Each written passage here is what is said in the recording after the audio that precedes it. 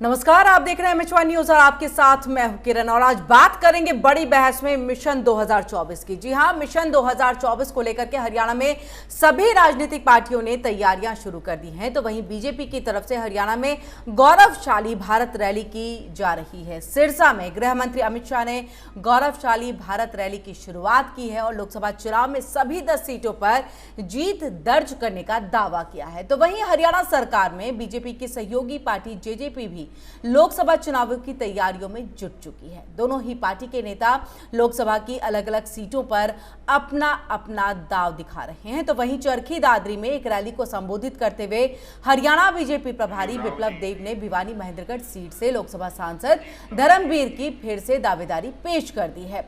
हरियाणा में BJP JJP गठबंधन को लेकर के असहज दिख रहे हैं। तो वहीं जेजेपी के महासचिव दिग्विजय चौटाला ने भी महेंद्रगढ़ सीट को लेकर के अपनी दावेदारी पेश की और कहा कि बीजेपी जेजेपी का समझौता हो या ना हो, भिवानी महेंद्रगढ़ लोकसभा सीट से डॉक्टर अजय सिंह चौटाला जेजेपी के उम्मीदवार होंगे। बीजेपी की गठबंधन को लेकर के जो भी प्रतिक्रियाएं आ रही है उनसे ये तो अब साफ हो चुका है कि लोकसभा चुनाव के लिए दोनों के रास्ते अब अलग अलग हो सकते हैं, जिस पर हरियाणा की अन्य राजनीतिक पार्टियों की भी नजर बनी हुई है। और इसी पर हम करेंगे आज की अपनी बड़ी बहस। हमारे साथ मेहमान भी जुड़ेंगे जिनसे हम चर्चा करने की कोशिश करेंगे और समझने की कोशिश करेंगे। लेकिन उससे पहले दिग्विजय चौटाला, विप्लव देव और गृह मंत्री अमित शाह ने क्या कुछ कहा है वो अब आपको सुनाते हैं।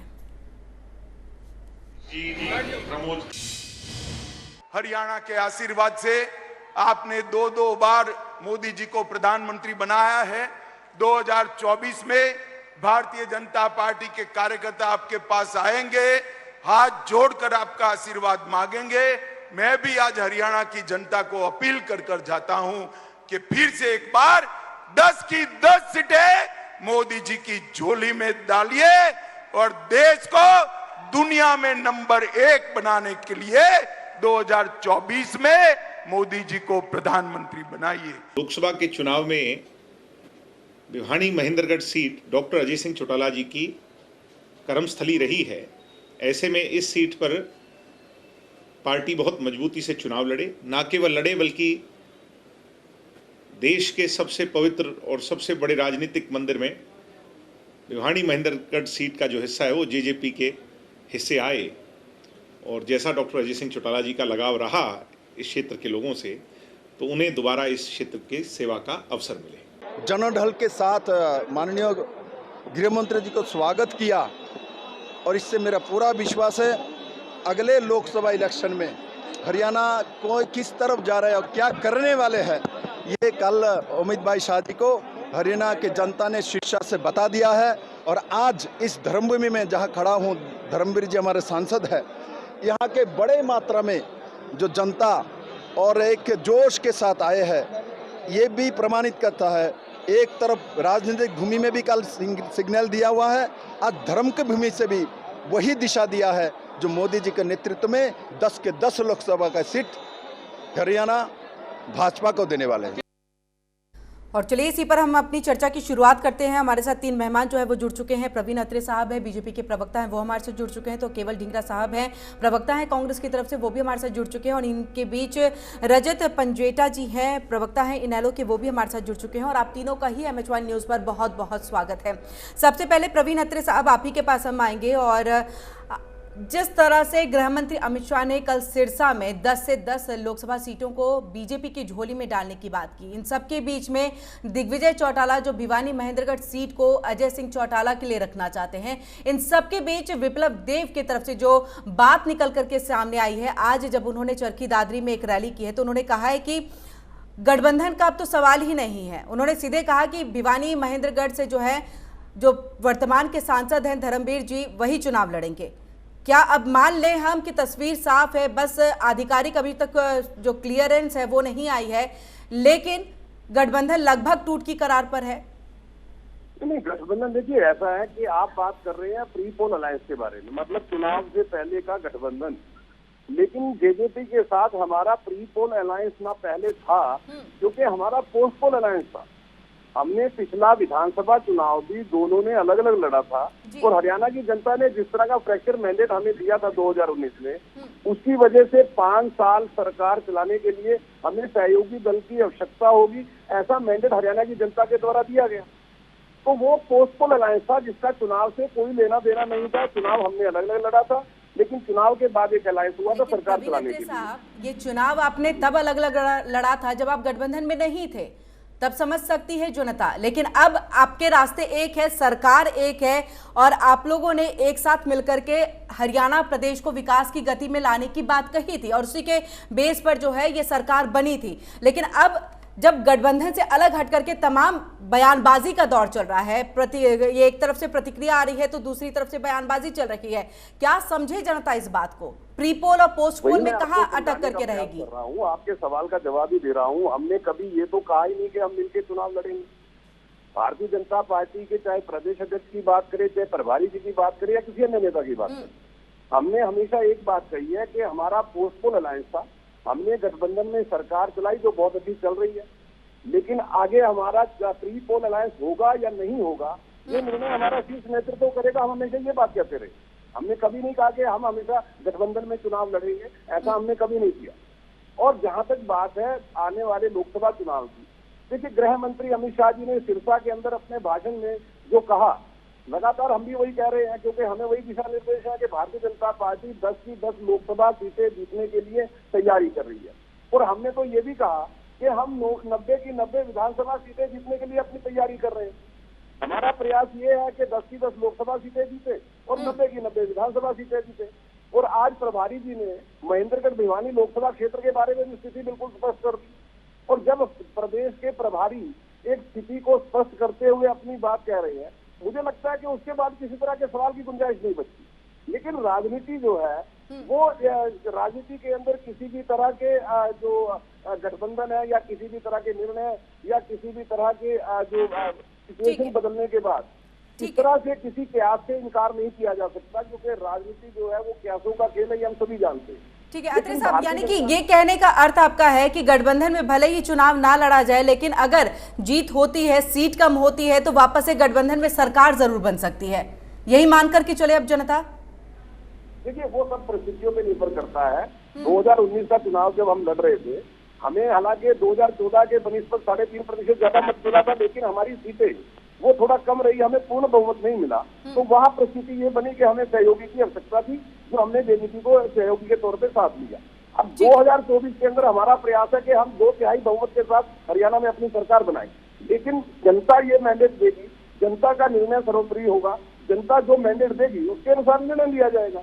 ठीक है, फिलहाल एक छोटे से हम ब्रेक ले रुक रहे हैं, उसके बाद हम तमाम अपने जो कांग्रेस और इनेलो के प्रवक्ता हैं उनका रुख करेंगे और उनसे तमाम सवाल जवाब करने की कोशिश करेंगे। और चलिए चर्चा को आगे बढ़ाते हैं, सीधे यहाँ पर रजत पंजवेटा जी का रुख कर लेते हैं, इनेलो के प्रवक्ता है। रजत जी, अब पूरे प्रदेश में इनेलो जो है परिवर्तन यात्रा कर रही है, लेकिन इन सबके बीच में बीजेपी की तरफ से और खासतौर से गृह मंत्री अमित शाह जिन्होंने रैली की सिरसा में चौटाला परिवार के गढ़ में आकर के सेंधमारी कर रहे हैं।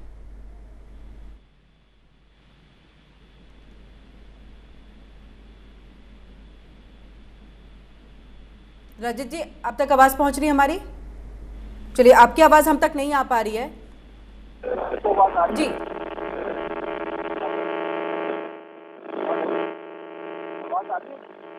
हम आपके पास दोबारा आएंगे, केवल जी के पास तब तक हम चलते हैं। केवल जी, कल की जो अमित शाह की रैली हुई है उसमें उन्होंने कांग्रेस की सरकार पर कई वार किए और सीधे तौर पे कहा कि 3D की सरकार रही है, दरबारी, दामाद और डीलर, और इसी तरह से कई और भी तंज कसे गए। उन्होंने कहा कि गेहूं की खरीद और धान की खरीद जितनी हमारी सरकार के वक्त में हुई, मनोहर सरकार के वक्त में हुई है, उतनी तो हुड्डा की सरकार में भी नहीं हुई है। तो इसको लेकर के एक तरह का चैलेंज भी दिया गया है। कल की रैली को लेकर के आप क्या समझते हैं, किस तरह से इसे देख रहे हैं?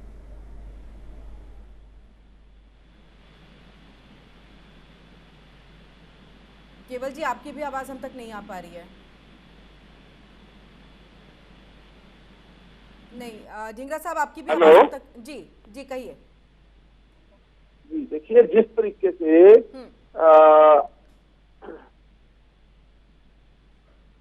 हेलो जी, आ रही है सर आवाज आपकी। देखिए, जिस तरीके से जिस तरीके से हरियाणा को कर्ज में डुबोने का काम बीजेपी ने 9 साल के अंदर किया, जिस तरीके से भ्रष्टाचार में हरियाणा को डुबोया, जिस तरह से बेरोजगारी इतनी बढ़ी, कोई वर्ग नहीं छोड़ा जिसको पीटा नहीं, जिसको लाठियां नहीं भाजी, कहीं अश्रु गैस नहीं छोड़े गोले, कहीं पे वाटर कैनन नहीं छोड़े, सारे वर्ग को पीटने का काम इस सरकार ने किया। उसके बाद अमित शाह जी रैली में कहते हैं कि हमने बड़ा अच्छा काम किया। बात तो वो कर रहे थे धारा 370 हटाई, हमने ये कर दिया। अरे भाई, कश्मीर तो सुधरा नहीं, मणिपुर और बिगड़ गया। आपसे कश्मीर नहीं सुधर पा रहा अभी तक। मणिपुर की हालात देख लीजिए क्या हो रखी है। और जहां तक हरियाणा का बात है, हरियाणा नंबर 1 था कांग्रेस की सरकार के टाइम। आज की डेट में हरियाणा बेरोजगारी में, क्राइम में नंबर 1, और कैसे कैसे हालात हरियाणा के अंदर हैं। सभी वर्गों को पीटने का काम किया। और एक और पार्टी आई थी इनके साथ 2019 में, जिसका नाम था जेजेपी। उन्होंने और इनके साथ जो किया, कितने बड़े घोटाले किए, जैसे शराब घोटाला हुआ, धान घोटाला हुआ, बिजली मीटर खरीद का घोटाला हुआ, माइनिंग घोटाला हुआ। आप देखिए, डीएसपी के पद का एक अफसर जो है उसको डंबल के नीचे कुचल दिया। इसी तरीके से और भी अफसर, अभी हाल ही में एक और मामला हुआ, माइनिंग ऑफिसर की बाजू तोड़ दी। उसके पूरे जो माइनिंग ऑफिसर होता है वो चेक करने जाता है अपने इलाके में कि कहीं अवैध माइनिंग तो नहीं हो रही, उसका हाथ तोड़ दिया। आप देखिए किस तरीके से ये हाल हो रखा है प्रदेश में। और ये सोई हुई है सरकार, खट्टर सरकार, और ये कहते हैं कि हमने बड़ा अच्छा हरियाणा बनाया। ऐसा हरियाणा नहीं चाहिए, ऐसा हरियाणा नहीं चाहिए 1,82,000 यहाँ पद खाली हो। हरियाणा को कांग्रेस जैसा राज चाहिए। ढींगरा साहब, आवाज पहुंच रही है आप तक हमारी? ढींगरा साहब, आवाज पहुंच रही है जी? लेकिन ओपी धनखड़, मुझे तो आ रही है, आपको मेरी आवाज आ रही है? बिल्कुल सर, आपकी आवाज आ रही है। मेरा एक सवाल था, क्रॉस क्वेश्चन था, लेकिन ओपी धनखड़ साहब तो ये कह रहे हैं कि पिता पुत्र ने मिल करके कांग्रेस पार्टी के अंदर में संगठन खड़ा ही नहीं होने दिया। उन्होंने जो भी प्रदेश अध्यक्ष बने उनको दबाने का काम किया, चाहे वो अशोक तंवर रहे हो या कुमारी सैलजा रही हो। किरण जी, ये जो बीजेपी की शरारत है ना, ये चलती रहती है। मैं आपको बता देता हूँ, हमारा कांग्रेस का संगठन में 195 पीसीसी डेलीगेट मेंबर बन चुके हैं, और आपको डीसीसी प्रेसिडेंट के लिए और डीसीसी मेंबरशिप के लिए मेंबर बन चुके हैं। ब्लॉक के हमारे मेंबर बन चुके हैं, और वो सभी संगठनों की लिस्टें हाईकमान के ऊपर जा चुकी हैं। सिर्फ पदाधिकारी बनने बाकी रह गए। इनको दिक्कत है, इनको कांग्रेस पार्टी से दिक्कत है, डर लगता है इनको कांग्रेस पार्टी से। कांग्रेस पार्टी ने हरियाणा के लिए काम किए थे, इस करके ये लोग डर रहे हैं। और दूसरी बात बता रहा हूं, समर्थक के हैं, एक गुट समर्थन के लोग हैं उसमें। आ रहे हैं साहब आपके पास, सारे कांग्रेस पार्टी के लोग हैं। ये गलत बात है। दूसरी पार्टियों की भी, कांग्रेस पार्टी के सभी लोग, सभी पदाधिकारी इलेक्शन के द्वारा चुने गए। ये कोई ऐसे ही नहीं बने, इलेक्शन के द्वारा पीसीसी मेंबर बने हैं, डीसीसी मेंबर बने हैं, ब्लॉक के मेंबर बने हैं। वो सारी लिस्टें ऊपर जा चुकी है। उसमें से डीसीसी अध्यक्ष बनेंगे, ब्लॉक के अध्यक्ष बनेंगे और पदाधिकारी लगेंगे। और दूसरी बात और बता देता हूँ, एक सुनिए, मैं बात बता देता हूँ। हमारे मीडिया की लिस्ट बन चुकी है। हमारे जो अब कल ही जो हमारा अलग अलग प्रकोष्ठों के चेयरमैन है, उसमें हमारा जो फौजियों का प्रकोष्ठ है उसके चेयरमैन कल बन चुके हैं कर्नल रोहित चौधरी। इसी तरह से हमारा जो एडवोकेट का सेल है उसका भी नाम जा चुका है। मैं आपको बता रहा हूँ, कई संगठन बन चुके हैं और कई बन रहे हैं। ये बीजेपी का बंदी प्रचार है जो ये इसी तरह की बात करते हैं। ये हमारा सारे संगठन ऑलरेडी ऑनलाइन है और बन चुके हैं, कुछ बन गए, कुछ और बन गए। अत्रे साहब कुछ कहना चाह रहे थे, उनसे हम पूछ लेते हैं। अत्रे साहब, आप कुछ कहना चाहते हैं, अपनी बात को रखिए, उसके बाद मैं रजत जी के पास चलूंगी। ये है कि खुद ये कह रहे हैं कि अभी पदाधिकारी बनने हैं, लेकिन फिर भी संगठन बन चुका है। अब जब सब मान रहे हैं कि पदाधिकारी नहीं बने हैं तो संगठन कैसे बना होगा आप समझ सकते हैं। लेकिन जो बड़ा महत्वपूर्ण है, कांग्रेस दलित विरोधी पार्टी है। कांग्रेस वही पार्टी है जिसके समय में मिर्चपुर कांड हुआ, गोहाना कांड हुआ, दलितों पे जो अत्याचार हुए हैं वो हमारे सामने।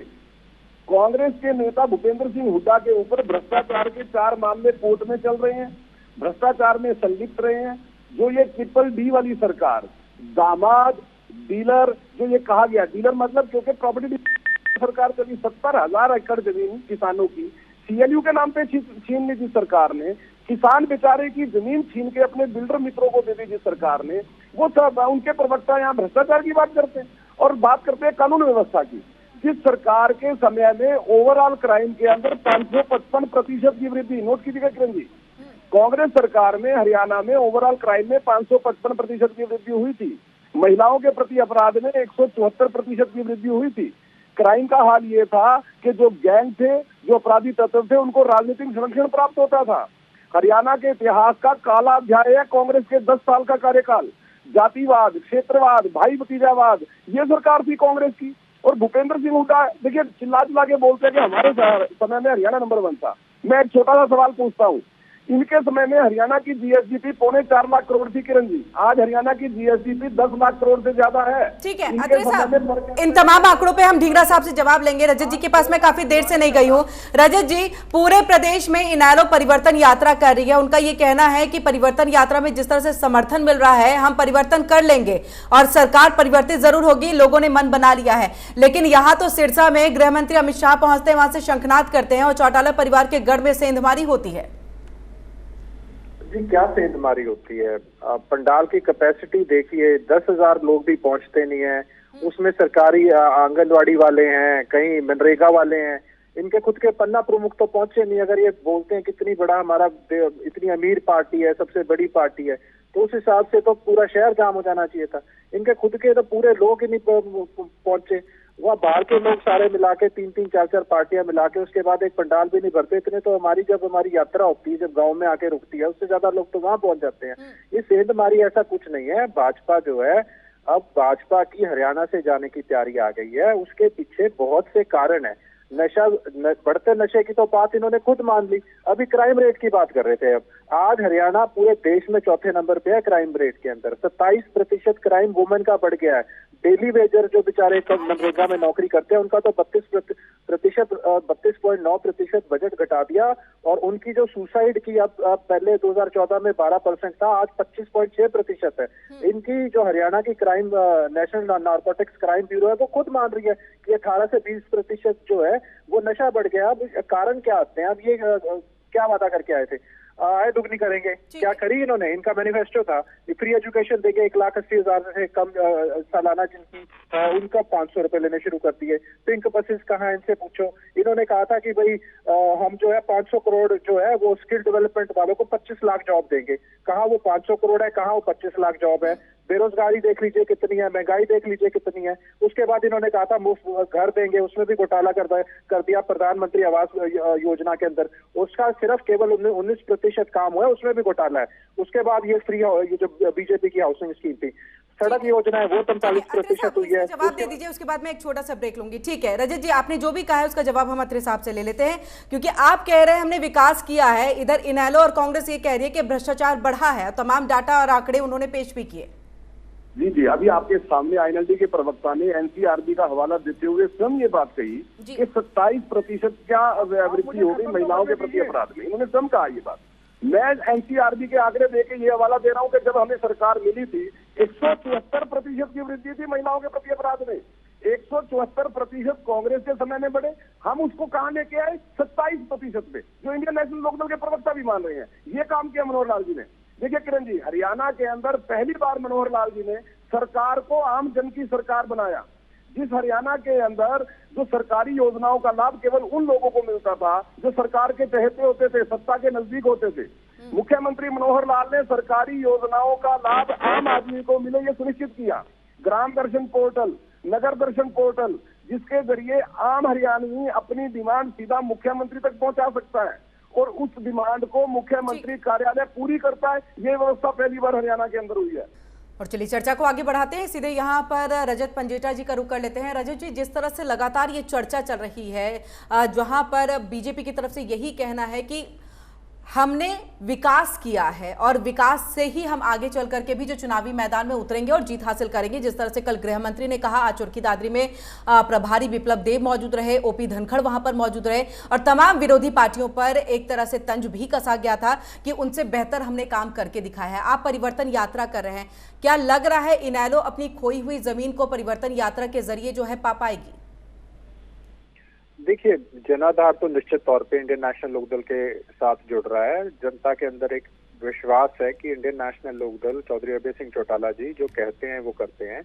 दूसरा, भाजपा ने किया क्या है? आप ये पूछिए, आज 4 लाख करोड़ का लगभग कर्ज किए हुए हैं हरियाणा के ऊपर, पूरे देश के ऊपर आज 165 लाख के आसपास का कर्ज किए हुए हैं। इनसे ये पूछिए कि पीने के पानी की समस्या आज तक क्यों है, शुद्ध जल नहीं पहुंचा पाए। इन्होंने सड़कें जो है, बुरा हाल है, सड़कों के ऊपर इतने खड्डे हैं, कई जगह तो खड्डों में सड़क ढूंढनी पड़ती है। शिक्षा प्रणाली का आप इनसे बात कीजिए, बेरोजगारी में हरियाणा नंबर 1 QS की बात कीजिए, बढ़ते नशे की बात कीजिए। उसके बाद ई टेंडरिंग वाला मुद्दा था, सरपंचों पे लाठियां इन्होंने बरसाई। उसके बाद इन्होंने लाठियां खिलाड़ियों के ऊपर बरसाई, कर्मचारियों पे बरसाई, OPS वालों पे बरसाई। 5000 स्कूल बंद क्यों कर दिए, अग्निवीर जैसी योजनाएं क्यों लेके आ रहे हैं। उसके बाद किसान की आय मात्र 27 रुपए क्यों है, परिवार पहचान पत्र में पूरे प्रदेश पहचान कर रखा है। उसके बाद BPL के कार्ड क्यों काटे, उसके बाद मनरेगा का बजट भी काटा, और वो मनरेगा क्यों 200 दिन की है। उसके बाद इनसे बात कीजिए कि ये जो ये स्वामीनाथन रिपोर्ट, ये कि इनेलो अगर जनता के बीच में जा रही है तो इन तमाम मुद्दों के जरिए जा रही है, या उनका खुद का भी एजेंडा है? क्यों जनता आपको चुने, क्यों एक बार फिर से जो खोई हुई जमीन है आपको वापस जनता दिलवाए, जिसकी उम्मीद आप में परिवर्तन यात्रा कर रहे हैं, ऐसा क्या? उसकी बहुत बड़ी वजह है। उसकी वजह ये है कि जब हम थे तो प्रदेश के ऊपर कर्ज नहीं था। जब उसके बाद अगर हमारा टाइम की बात याद की जाए तो चौधरी देवीलाल जी थे जिन्होंने बुढ़ापा पेंशन शुरू करी थी। हम ये अगर हम बोल रहे हैं कि 7500 पेंशन देंगे तो 7500 पेंशन देंगे। अगर हम बेरोजगारी भत्ते के ऊपर है तो हम देंगे। मुफ्त सिलेंडर की बात कर रहे हो तो मुफ्त सिलेंडर हम देंगे। जनता का जो आज जनता बहाल है, जनता का बुरा हाल है, महंगाई ने जनता का तेल निकाल दिया है, ऊपर से जॉब्स है नहीं, भर्तियां ये कर नहीं रहे, पद इनके खुद के खाली इतने पड़े हुए हैं। इनसे बात पूछिए कि अब उस वक्त इंडियन नेशनल तमाम वादे किए गए थे, उन वादों पर खरी नहीं उतर पाई है बीजेपी और सरकार। आऊंगे अत्रे साहब, उससे पहले ढींगरा साहब काफी देर से बैठे हैं। ढींगरा साहब, सीधे तौर पे प्रवीण अत्रे साहब ये कह रहे हैं कि भ्रष्टाचार हमारे वक्त में नहीं, कांग्रेस के वक्त में हुआ है। उन्होंने बहुत बड़ी बातें उन्होंने सीधे तौर पर की है कि ना आप रोजगार दे पा रहे थे उस वक्त में, जो है स्थिति जो हरियाणा की थी, जब हम सत्ता में आए हैं तो आपकी स्थितियों को ठीक करते करते आज हम इस मुकाम पर है कि हम विकास की बात यहां पर कर सकते हैं। देखिए, घोटाला इनके टाइम पे हुआ, धान घोटाला इनके टाइम पे हुआ, बिजली मीटर खरीद घोटाला इनके टाइम पे हुआ, माइनिंग घोटाला इनके टाइम पे हुआ। इस तरह से कह रहे हैं कि ऐसे हुआ, और भ्रष्टाचार में इन्होंने डुबो दिया। 4 लाख करोड़ का कर्ज जो है वो हरियाणा के ऊपर है इस समय। जो हालात इस समय है, आप देखिए कौन सा वर्ग इन्होंने लाठियां नहीं बांधी, कौन सा वर्ग छोड़ा। ये देखिए, नौकरियां जो है आज 1,82,000 पद खाली पड़े हैं। तीन बार हरियाणा के अंदर गोलियां चली है। राम रहीम का मामला था, रामपाल का मामला था, और जाट रक्षण का मामला था। 3 बार पुलिस ने छाती में और माथे में गोलियां चलाई है। तकरीबन 100 आदमी पुलिस की गोली का शिकार हुए। कोरोना काल के अंदर जो हालात हुई है, दिल्ली से भी और हरियाणा से भी लोग जो है इतनी बुरी हालात में रहे, ना किसी को हॉस्पिटल के बेड मिले, ना उनको हालात कुछ मिला, उनकी मौतें होती रही और ये लोग देखते रहे।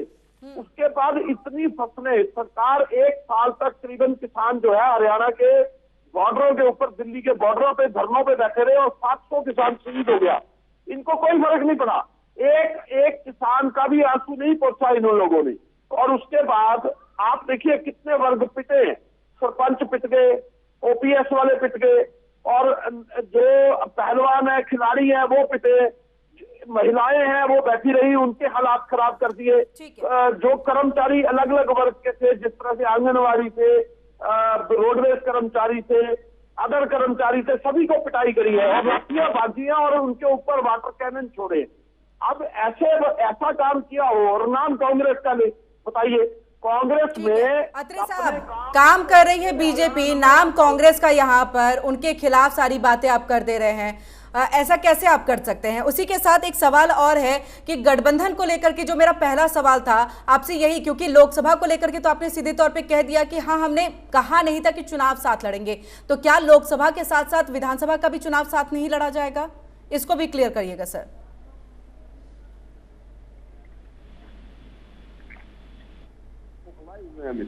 और उस बौखलाहट में जो इनके पाप हैं, उन पापों को हमारे सर मढ़ने की कोशिश की जा रही है। कह रहे के साथ इनके समय में बिजली मीटर खरीद घोटाला हुआ, जबकि ये घोटाला कांग्रेस सरकार के दौरान हुआ। कैप्टन अजय यादव बिजली मंत्री थे, उन्होंने बाकायदा मीडिया में आके बतौर मंत्री होते हुए भी ये बात कह दी थी कि हुड्डा साहब के चहेतों ने बिजली मीटर खरीद के अंदर बिजली के जो मीटर पे जो बाहर आउटसाइड में लगने थे उनके जो खंभे खरीदे गए थे उसमें गड़बड़ की। और वही कैप्टन अजय यादव जो वित्त मंत्री थे तो उन्होंने पटवारी की नौकरियों के अंदर, कैनाल पटवारियों की नौकरियों के अंदर बंदरबाट हुई है उसका आरोप लगाया था। लेकिन ये बोल क्या रही है हमारी सरकार ने। देखिए क्या हुआ है, किसानों की बात कर लेते हैं।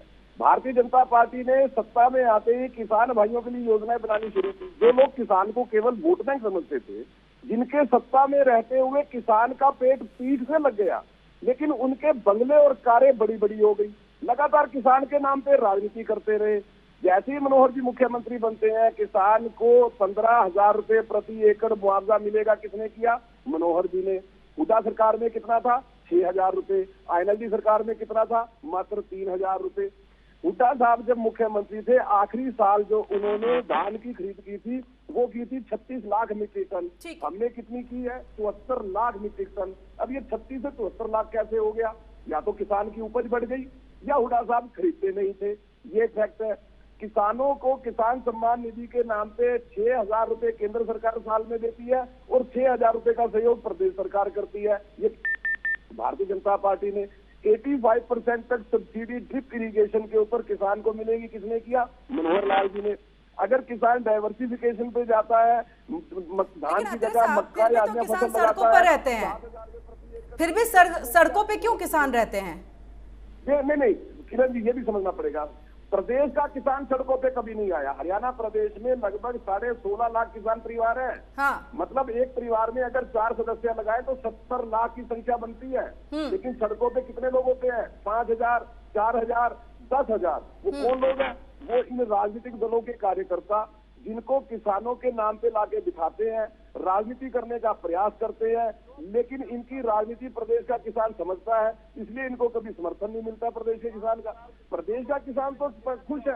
देखिए, जब किसान के खाते में किसान की साहब, आप जो बात कह रहे हैं कि ये किसान नहीं, ये राजनीति करने वाले किसान हैं और जो असल किसान है वो खेत खलिहान में होते हैं, तो फिर सरकार भावांतर भरपाई में फिर बढ़ावा क्यों करिए? क्यों उनकी बातें मांग करके जो पूरा प्रदर्शन है खत्म कर दिया गया? क्यों जो समर्थन नहीं कर रहे हैं किसान, उनसे बातचीत की गई कि ये वो राजनीतिक किसान है? सरकार चलाते हैं जी, हम वेलफेयर सरकार चलाते हैं। हमारा संविधानिक दायित्व तो बनता है प्रदेश का कोई भी नागरिक, भले ही वो किसी राजनीतिक दल का कार्यकर्ता हो, लेकिन सरकार उसकी भी चिंता करेगी। तभी तो मुख्यमंत्री मनोहर लाल ने कहा था हरियाणा एक, हरियाणवी एक। हम सभी हरियाणवियों को एक समझते हैं। सर, वक्त बहुत कम है, एक लास्ट सवाल का जवाब दे दीजिए अत्रे साहब। वक्त बहुत कम है, माफ कीजिएगा, पूरी बात नहीं सुन पाऊंगी। गठबंधन में चुनाव जो है, क्या विधानसभा भी नहीं लड़ेंगे? नहीं, देखिए, जो गठबंधन के बारे में आपने सवाल पूछा, मैं पहले भी स्पष्ट कर चुका हूँ कि हमारा पोस्ट पोल अलायंस था, प्री पोल अलायंस नहीं था। और आगे प्री पोल अलायंस होगा या नहीं होगा, ये हमारे शीर्ष नेतृत्व पे निर्भर करता है। लेकिन आज की तारीख में हमारा किसी तरह का प्री पोल अलायंस नहीं है। हम भी अपने 90 के 90 विधानसभा सीटों के लिए तैयारी कर रहे हैं, 10 लोकसभा सीटों की तैयारी कर रहे हैं। और मान के चलता हूँ जिन राजनीतिक दलों के वोट मात्र 2%, 1% है, वो भी शायद प्रयास कर रहे होंगे। आपने एक बड़ा सही सवाल पूछा था एनएलडी के प्रवक्ता से। वो आपने पूछा था कि क्या परिवर्तन यात्रा से अपनी राजनीतिक खोई जमीन प्राप्त कर लोगे? यही इनका प्रयास है। कांग्रेस और आईएनएलडी इसी प्रयास में है कि किसी तरह से गठबंधन पे जवाब दे दीजिए सर, गठबंधन पे ही बस बता दीजिए। हरियाणा की जनता ऐसा होने यानी हम ये मान करके चले कि लोकसभा और विधानसभा का चुनाव गठबंधन में नहीं होने वाला है, अलग अलग तरह से जो है तैयारियां की जा रही हैं। नहीं, हम अपनी तैयारी अलग से कर रहे हैं, बिल्कुल कर रहे हैं किरण जी, लेकिन भविष्यवाणी नहीं करूंगा, क्योंकि जब भी ऐसा कुछ निर्णय होगा तो मीडिया को पहले बताएंगे, आपके जरिए जनता के बीच में हमारी बात जाएगी। लेकिन आज की तारीख में हम 90 के 90 विधानसभा सीटों पे तैयारी कर रहे हैं और 10 के 10 लोकसभा सीटों पे तैयारी। आप तीनों का ही बहुत बहुत शुक्रिया MH1 न्यूज से जुड़ने के लिए, बड़ी बहस में शामिल होने के लिए। और इसी के साथ इस बड़ी बहस में इतना ही। देश दुनिया की बाकी खबरों के लिए जुड़े रहिए MH1 न्यूज के साथ।